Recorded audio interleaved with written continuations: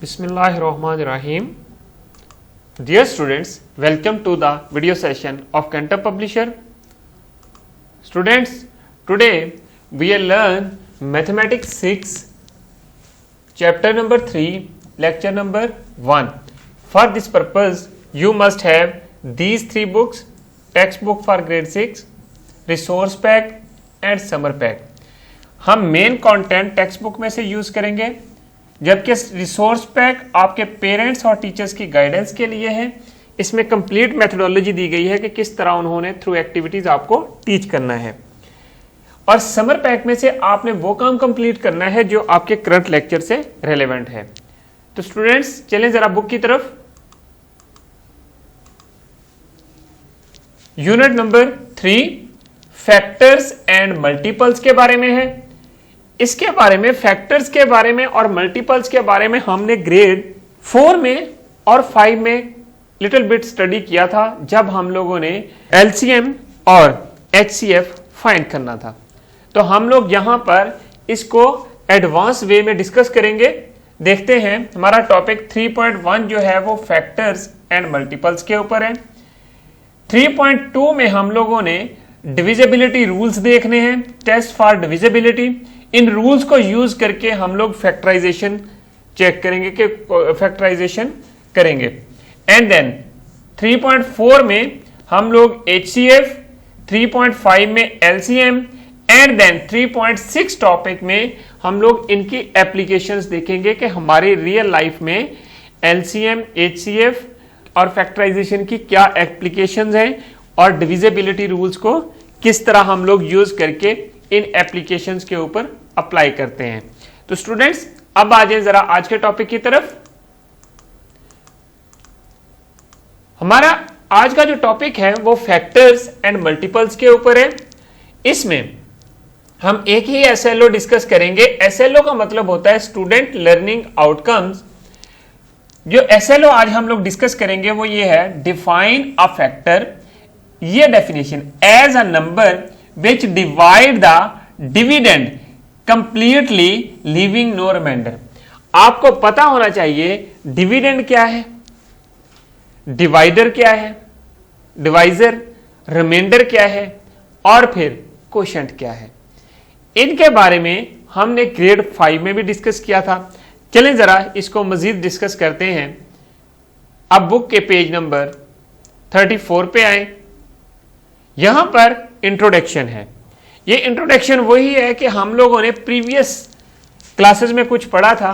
Factors क्या है और मल्टीपल क्या है, जो हम लोग नॉर्मल डेफिनेशन यूज करते हैं। देखें, factor is a number which divides the dividend completely leaving, यहां पर हैविंग की बजाय लीविंग राइट कर दें, leaving no remainder. Whereas multiples is a product of numbers with the natural numbers। आपने एक चीज याद रखनी है कि फैक्टर ऐसा नंबर होता है जो कि डिविडेंड जो है उसको कंप्लीटली डिवाइड कर देता है। डिविडेंड का कौन सा नंबर होता है?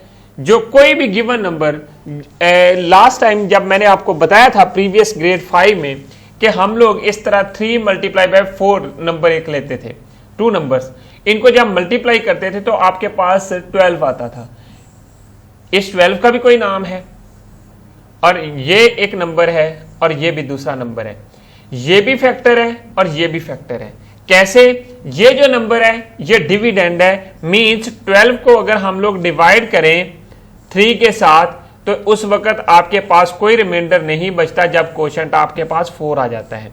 अगर 4 पे डिवाइड करेंगे तो 3 आ जाएगा। सिमिलरली हम इनको डिटेल्स के साथ अभी डिस्कस करेंगे।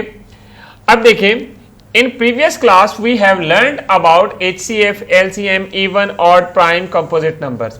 Now in this unit we will discuss factors, multiples and all the above topics in details and their uses in our real life problems।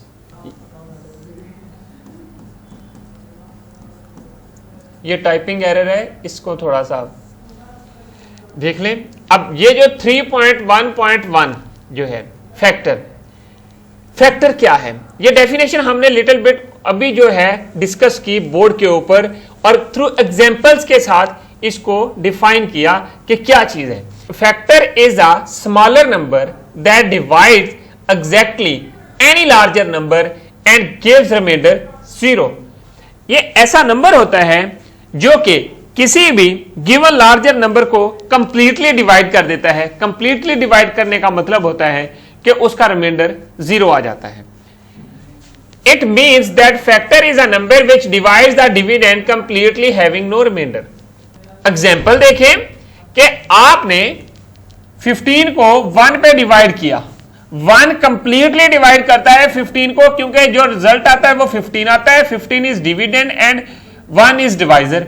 सो जब ये डिवाइड करते हैं तो रिमाइंडर 0 आता है। सिमिलरली 15 को 3 जो है कंप्लीटली डिवाइड करता है। 15 is dividend and 3 is divisor. So remainder 0 आता है, तो जो रिजल्ट है वो 5 आता है। सिमिलरली 5 जो है वो डिवाइड करता है कंप्लीटली 15 को, तो रिजल्ट आपके पास 3 आता है। And then 15 is divided by 15, that is equal to 1। So 15 is exactly divisible by 1, 3, 5, 15। So 1, 3, 5 and 15 are all the factors of 15। ये चीज आपने याद रखनी है स्टूडेंट्स। ये बिल्कुल उसी तरह की एग्जांपल है जिस तरह हमने बोर्ड पे यूज की थी। देखिए ये चीज आपने याद रखनी है। एक अगर 2 नंबर्स का कॉमन फैक्टर 1 हो तो उस नंबर को, उन दोनों नंबर्स को हम को प्राइम नंबर्स कहते हैं। If we divide 8 by 2, the remainder is 0. We say that 8 is exactly divisible by 2, 1, 2, 4, 8, and they are called factors of 8। जिस तरह ये 8 के फैक्टर्स हैं, मींस आपने क्या करना है, 8 को 1 पे डिवाइड किया, 2 पे डिवाइड किया, 4 पे डिवाइड किया एंड 8 पे डिवाइड होता है। So 1, 2, 4 and 8 all are the factors. Similarly आपने 12 के फैक्टर्स फाइंड करने हैं। 12 को जो है कौन कौन से नंबर डिवाइड करते हैं, 1 भी डिवाइड करता है, 2 भी, 3 भी, 4 भी, 6 भी एंड देन 12 भी।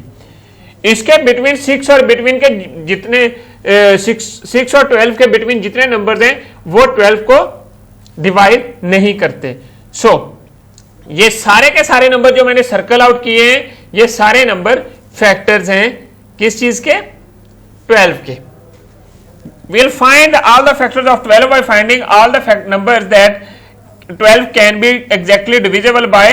For example, 1, 2, 3, 4, 6 and 12 are the factors because 12 is exactly divisible by these numbers. We start with 1 and work up. In this case 5, 7, 8, 9, 10।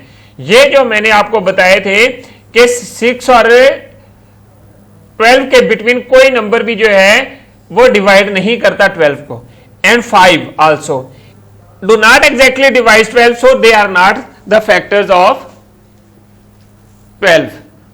तो स्टूडेंट्स अब आ जाए जरा एक्सरसाइज की तरफ। इनसे रेलेवेंट क्वेश्चंस कुछ देखते हैं और जिस तरह आपको मैंने बोर्ड पे बताया और यहां पर बताया कि आपने ऐसे फैक्टर्स फाइंड करने हैं, बिल्कुल आपने वैसे ही उन नंबर्स के फैक्टर्स फाइंड करने हैं। Now come to the exercise. अब हमारे पास एक्सरसाइज है 3A। इसको देखें। क्वेश्चन नंबर 2 है write the factors of the following numbers.